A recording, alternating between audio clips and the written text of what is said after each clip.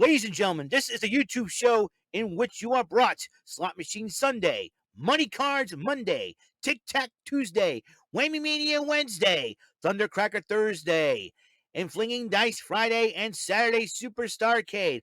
Also wrestling news from Raw, NXT 2.0, AEW Dynamite, NXT UK, Impact Wrestling, SmackDown and 205 Live, and AEW Rampage, and special episodes from Road and Up, Cyber Swaggin', and the philosophies of Lee McLeese. Ladies and gentlemen, this is the YouTube show of fun, of knowledge, strategy, luck and daring, and mental shenanigans. This is WEML-TV Channel 77.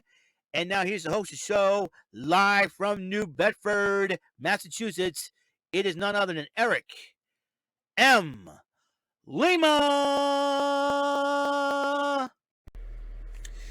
Thank you, Mr. Wonderful Announcer. Hello, this is your friendly neighborhood, sweet bumbling bofa raver. That means I appeared in one episode of each of the following. The Bumbling Bosa Variety program, where you can see those guys every Saturday night at 8 on the Ibarra Brothers Studios channel. And both of the Sofas, I appeared in at least one episode there earlier this year, made a cameo appearance. Joined Mr. Garrison Newkirk, Jerome Latimer, and the Putnam Brothers, Alex and Austin, every Monday night at 5 on the Mr. Garrison 96 YouTube channel. Rant and Rave, see me as one of 5 panelists on the show every Thursday night at 8. And the Too Sweet Wrestling Podcast, see me as one of 4 panelists every Tuesday. We try to do this every Tuesday night to do live reactions at 8 o'clock. And every other Saturday, the Too Sweet Wrestling Podcast on at 8 o'clock as well. I am also the five-time Bumbling Bosa's Bosie Awards nominee for 2021. Hopefully I become a nominee. My show comes a nominee for 2022 for a Bosie Awards. And this is WEML-TV Channel 77. And this is episode 1146. We'll do some SmackDown NXT Level Up. It's about finished off. Arcade Bro decided to take up SmackDown in Worcester, Massachusetts. And Matt Riddle trying to go off about Worcestershire sauce and crazy facts, but Randy goes, no, that's not why we're here. We're calling out the Usos.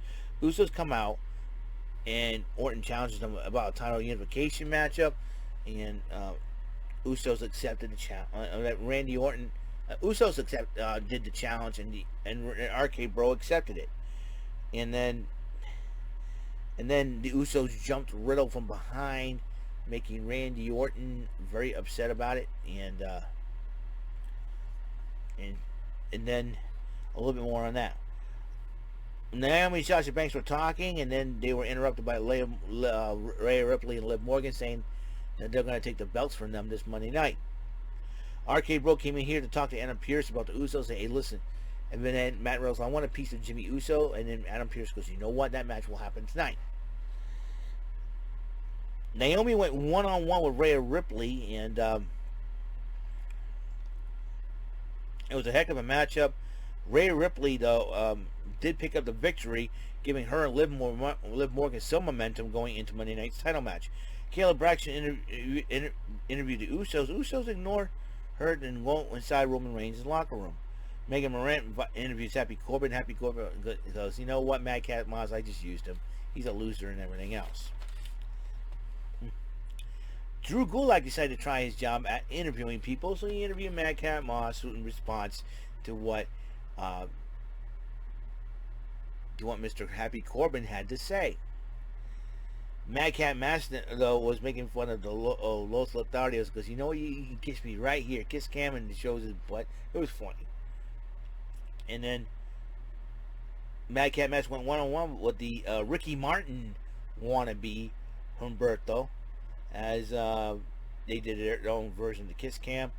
But then and then the funny part is Madcap Moss is wiggling his butt going, hey, right here, put the Kiss Cam right here. And then Los Lotharios and Angel Garza was having a problem with that.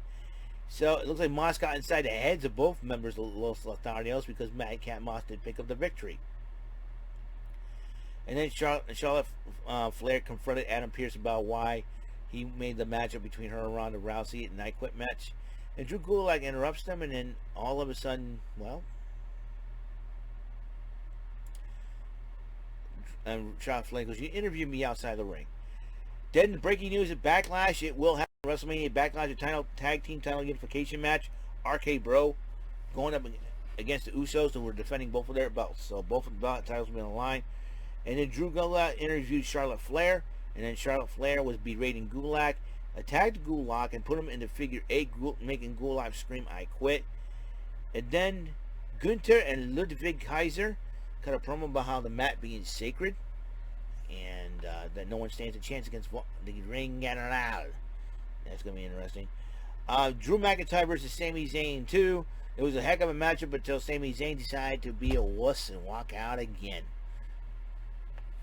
So I was like, uh-oh. And then Caleb Braxton interviewed Ricochet as he defends the Intercontinental title against Jinder Mahal. He says, "I got to keep going." And then Alex Pierce confronted Sami Zayn while Sami Zayn trying to run away, but then he decided, well, he's making a match against him and McIntyre, a lumberjack match next week. So that's going to be interesting for sure. The Intercontinental title was on the line, Ricochet versus Jinder Mahal, despite the fact that he had Shanky in his corner. Jinder Mahal was not able to defeat Ricochet, so Ricochet retains the Intercontinental title. Megan Moran continued to do some interviews. Sheamus, Rich Holland, and Butch. They were talking about the New Day, and Butch runs off, and they said Butch is missing. So New Day was sitting at a table, possibly signing autographs, just having some fun.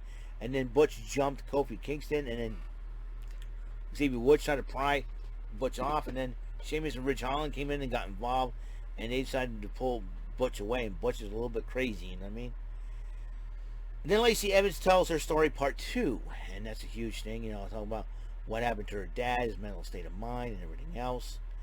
And then afterwards, Natalya and Shayna Baszler were watching the whole thing. Could you believe this? And now it's like, we're supposed to be the most prominent women's division. Now we're looking at the island and the Misfit Toys, and then she's complaining about one of the girls making the locker room like her personal closet or something like that. It was Raquel Rodriguez, and Raquel Rodriguez goes, "Hi, I'm Raquel Rodriguez, pleased to meet you." And she's a little taller than Natalya. If I were Natty, I'd be very, very careful unless you know how to jump down a limb. And so the main event was Riddle versus Jimmy Uso, and thanks to Randy Orton, Riddle picked up the victory over Jimmy Uso. The tribal chief may not be very happy about that. Let's talk about NXT Level Up, a debut. Roxanne Perez, formerly known as Roxy, a very beautiful young lady, against Sloane Jacobs, and Roxanne Perez did pick up the victory. No, I don't think she's related to Melina Perez. Not that I know of. Damon Kemp, who is related to somebody, new Raw superstar Gable Steveson, brothers with Damon Kemp, went up against Troy Donovan, and despite that it was an even matchup, and into the end, Troy Donovan did pick up, Kemp did end up picking up the victory. Troy Donovan ended up picking some of his teeth from the ground. And then the main event it's Kiana James versus Tatum Paxley. Tatum Paxley wants to prove herself the Diamond Mine by going up against somebody like Kiana James and possibly Natalya down the road, and because Natalya being an appearance at NXT, and Kiana James and Paxley, they both fought, but Paxley didn't win in the end, while Ivy Nile is watching. So that's all the time we have on this great show. I bid you all good night.